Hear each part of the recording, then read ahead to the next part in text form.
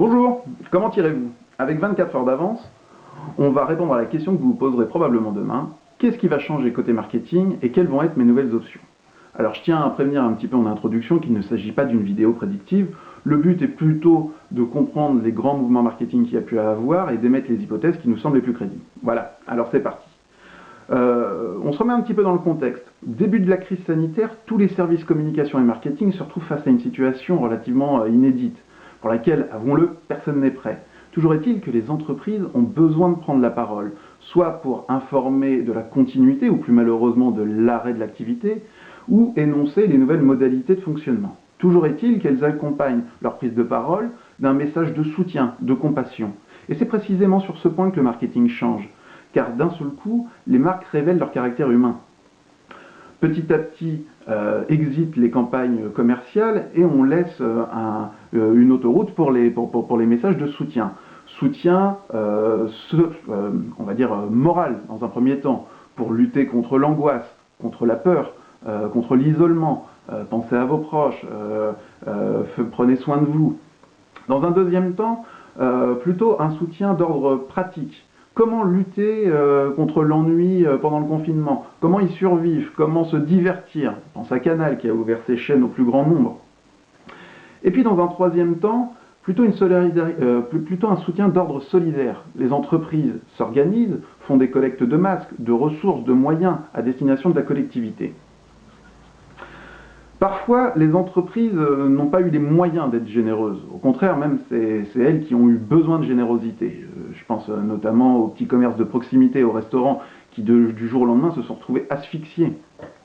Donc là, toujours en révélant leur caractère le plus humain et en faisant preuve d'humilité, elles ont demandé de l'aide. Et les gens y ont répondu. Ils se sont organisés à échelle locale, de quartier, de ville, et pour préserver non pas le modèle, l'offre commerciale que pouvaient représenter ces entreprises, mais bien préserver le rôle social qu'elles pouvaient représenter dans le paysage quotidien de ces gens. Donc pour résumer, la crise paralyse du jour au lendemain la dimension commerciale du marketing et laisse un boulevard à la communication d'intention, ce qu'on appelle la raison d'être des entreprises. Autrement dit, leur utilité sociale, affinitaire, idéologique. Toutes les entreprises ayant travaillé cet aspect de leur marketing en amont ont pu prendre la parole, continuer d'exister, continuer de communiquer avec le ton le plus juste pendant cette période. Notre prédiction pour l'avenir, prédiction est un mauvais mot, hein, comme je vous disais en introduction. Le but n'est pas de prédire l'avenir, mais plutôt de s'appuyer sur les hypothèses qui nous semblent les plus crédibles. Parmi elles, cette crise sanitaire risque de se transformer en crise économique majeure. Et petit à petit, la peur et l'angoisse vont laisser la place à une espèce de morosité durable. Dans ce contexte, vous aurez peut-être le réflexe de mettre tous vos moyens pour relancer la dimension commerciale de votre activité, et vous aurez raison de le faire.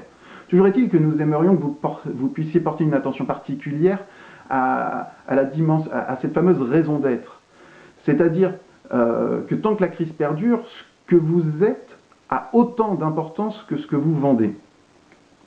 Et donc, vous aurez tout intérêt à continuer d'être apprécié, d'être utile, d'être vous-même, révéler qui vous êtes vraiment, et vous aurez justement beaucoup plus de facilité pour passer du « c'était mieux avant » au « ce sera mieux après ».